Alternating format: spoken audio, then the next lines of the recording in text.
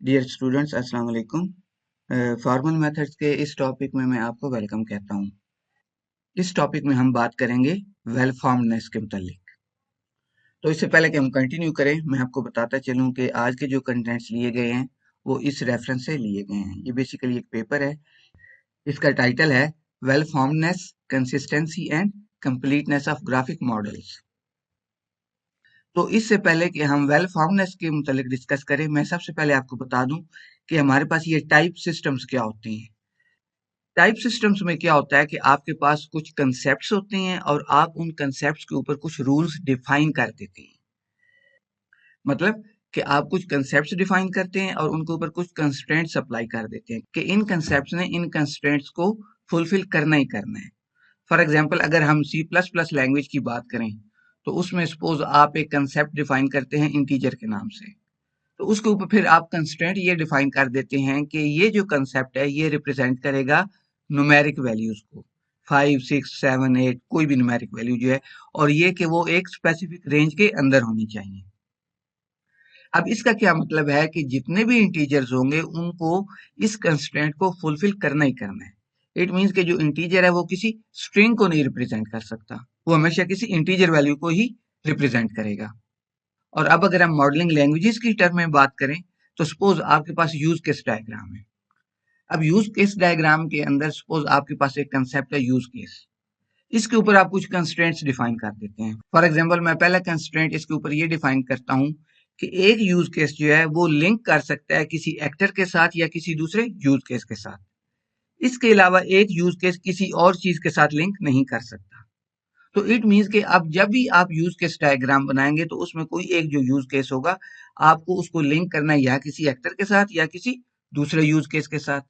उसको आप किसी और diagram, for example activity diagram की किसी एक्टिविटी के साथ लिंक नहीं कर सकते। तो टाइप सिस्टम्स में आप क्या करते हैं कि आप सेट ऑफ रूल्स बनाते हैं और उनको अप्लाई करवाते हैं मुख्तलिफ कंसेप्ट के ऊपर। तो फिर अब हम बात करते हैं कि well फॉर्मनेस of a model. A model or a diagram is well formed if its structure satisfies the syntactic rules, especially its elements are type compatible if a type system is defined. तो किसी भी model या diagram को आप उस वक्त well formed कहेंगे जब ये अपने ऊपर डिफाइन किए गए टाइप सिस्टम के जो जितने भी रूल्स हैं उनको सेटिस्फाई करेगी। फिर हमारे पास कुछ नोटेशंस हैं जो अभी आगे नेक्स्ट हम यूज करेंगे, तो वो मैं आपको बता देता हूँ।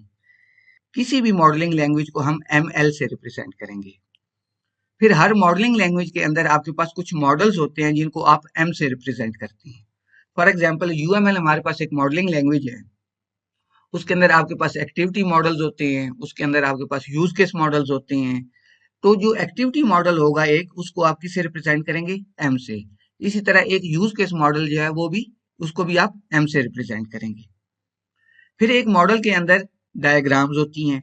जैसे एक्टिविटी मॉडल के अंदर आप क्या करेंगे? एक्टिविटी डायग्राम्स बनाएंगे। यूज केस मॉडल के अंदर आप क्या करेंगे? यूज केस डायग्राम्स बनाएंगे। इसी तरह क्लास मॉडल्स के अंदर आप क्लास डायग्राम बनाएंगे। और फिर हर डायग्राम जो होती है उसकी एक टाइप होती है। एक्टिविटी डायग्राम जो है उसकी टाइप क्या है? एक्टिविटी।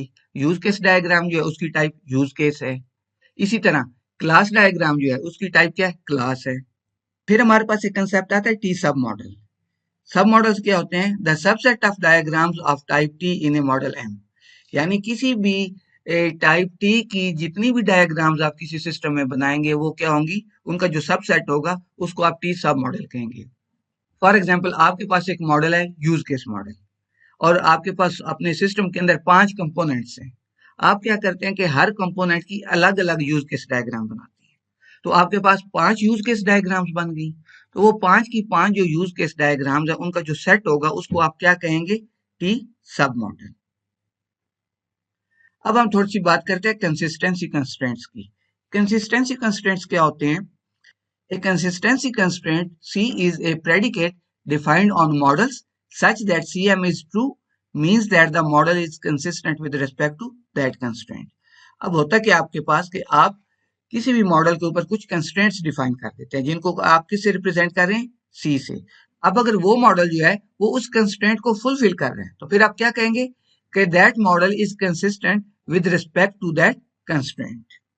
फिर आप कंसिस्टेंसी कंस्ट्रेंट्स डिफाइन कर सकते हैं ऑन ए सिंगल डायग्राम। मतलब कि आपके पास एक डायग्राम होती है और आप एक कंस्ट्रेंट डिफाइन करते हैं सी प्राइम, और आप ये इंश्योर करते हैं कि वो डायग्राम जो है वो उस कंस्ट्रेंट को फुलफिल कर रही है। तो जब कोई ऐसा सिनेरियो बनेगा तो हम क्या कहेंगे कि diagram D is consistent with respect to that constraint C prime. फिर क्या होता है कि आप कंसिस्टेंसी कंस्ट्रेंट्स डिफाइन कर सकते हैं ऑन टू और मोर देन टू डायग्राम्स। तो इनको आप क्या कहते हैं, इंटर डायग्राम कंसिस्टेंसी कंस्ट्रेंट्स।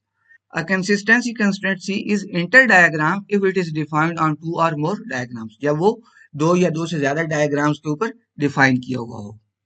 अब ये उसकी मैथमेटिकल फॉर्म है। अब हम क्या कह रहे हैं कि for all D common D prime, मतलब कि हमारे पास दो डायग्राम्स हैं डी और डी प्राइम, और ये दोनों किसकी मेंबर हैं, सेम टी सब मॉडल की। और कंस्ट्रेंट हम क्या लगा रहे हैं कि ये जो दोनों डायग्राम्स हैं डी और डी प्राइम, इन दोनों ने फुलफिल करना है किसको, सी प्राइम कंस्ट्रेंट को। हमारे पास सी प्राइम के नाम से एक कंस्ट्रेंट है जिसको कि डी भी फुलफिल कर रही है और डी प्राइम भी फुलफिल कर रही है। तो इंटर डायग्राम कंस्ट्रेंट कब फुलफिल होगा, जब दो या दो से ज्यादा डायग्राम जो है वो उस कंस्ट्रेंट को फुलफिल कर रही हों। फिर हमारे पास इंटर मॉडल कंस्ट्रेंट आ जाते हैं। पहले हमने इंटर डायग्राम कंस्ट्रेंट की बात की थी जिसमें हमारे पास एक से ज्यादा डायग्राम्स थी। अब यहाँ पे देखें आप तो हमारे पास एक से ज्यादा मॉडल्स हैं, ठीक है। हमारे पास ये जो for all D member of MT1 का क्या मतलब है कि फर्स्ट टी सबसेट मॉडल, और MT2 का क्या मतलब है कि सेकंड टी सबसेट मॉडल। तो कोई भी कंस्ट्रेंट जो है उसको आप इंटर मॉडल कंसिस्टेंसी कंस्ट्रेंट कब कहेंगे, जब मुख्तलिफ जो हमारे पास टी सब मॉडल्स हैं उनकी डायग्राम्स जो हैं वो उस कंस्ट्रेंट को फुलफिल कर रही हूँ। अब यहाँ पे डी जो है इसका ताल्लुक किसी एक टी सब मॉडल से है और डी प्राइम का ताल्लुक किसी दूसरे टी सब मॉडल से है। तो अब दोनों डायग्राम्स जब ये कंस्ट्रेंट सी प्राइम को फुलफिल कर रही हैं तो फिर ये हमारे पास क्या है कि ये इंटर मॉडल कंसिस्टेंसी कंस्ट्रेंट है। फिर हमारे पास आते हैं completeness constraints. A completeness constraint restricts the construction of the models so that the certain types of errors due to lack of information can be prevented and detected. तो जो completeness constraints होते हैं ये इंश्योर करते हैं कि आपके जो मॉडल्स हैं ये उन तमाम बिहेवियर्स को रिप्रेजेंट कर रहे हैं जिनके लिए कि ये बनाए गए हैं।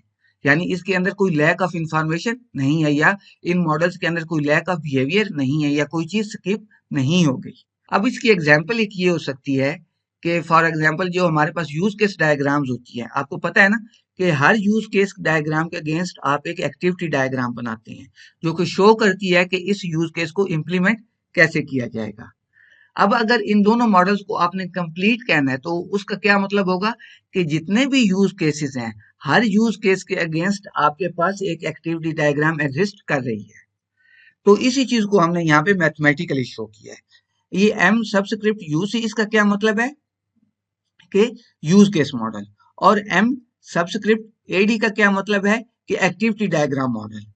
तो for all D member of M UC इसका क्या मतलब है कि जितनी भी डायग्राम्स हैं ये ओके यूज केस मॉडल से बिलोंग कर रही हैं, और हर डायग्राम के अंदर जो हर नोड है, ये for all x member of D का क्या मतलब है कि हर यूज डायग्राम के अंदर जो एक नोड है जो एक यूज केस है, ठीक है। There exist an activity diagram जो कि एलिमेंट है या मेंबर है किसकी, एक्टिविटी डायग्राम मॉडल की। और कंस्ट्रेंट क्या है इसके ऊपर कि title of X is equal to title of AD. अब टाइटल ऑफ एक्स क्या चीज है, ये एक फंक्शन है जिसको कि आप कोई एक यहाँ पे एलिमेंट देंगे तो ये उसका टाइटल रिटर्न कर देगा। एक्स को हम क्या कह रहे हैं कि ये यूज केस डायग्राम की कोई एक नोड है, या दूसरे लफ्जों में आप कह लें कि ये यूज केस डायग्राम के अंदर कोई भी एक यूज केस है। तो कोई भी जब आप यूज केस देंगे तो उसका ये टाइटल रिटर्न कर देगा ये फंक्शन।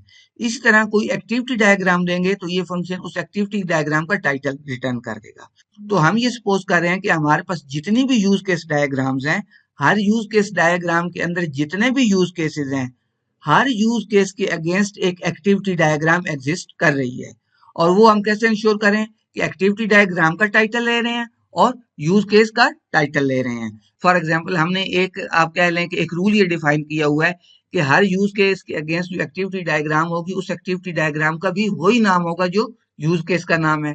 तो इस रूल से आप क्या कर सकते हैं कि इंश्योर कर सकते हैं कि जितने भी यूज केसेस हैं तमाम यूज केसेस के अगेंस्ट कोई एक्टिविटी डायग्राम एग्जिस्ट कर रही है।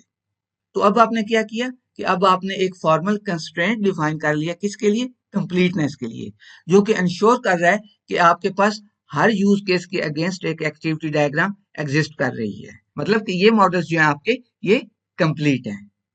अच्छा, एक चीज ध्यान में रखिएगा, ये जो मैंने फॉर्मल एक्सप्रेशन लिखा है कंप्लीटनेस कंस्ट्रेंट के लिए, ये उस तरह नहीं है जैसा कि इस रेफरेंस में डिस्कस किया गया, जिस रेफरेंस से हमने ये कंटेंट्स लिए हैं। मैंने इसको थोड़ा सा सिंप्लीफाई कर दिया है और अपने वर्ड्स में लिख दिया ताकि आप लोगों को आसानी से समझ आ जाए। तो मुझे उम्मीद है इन कंसेप्ट की आपको समझ आ गई होगी। अल्लाह हाफिज।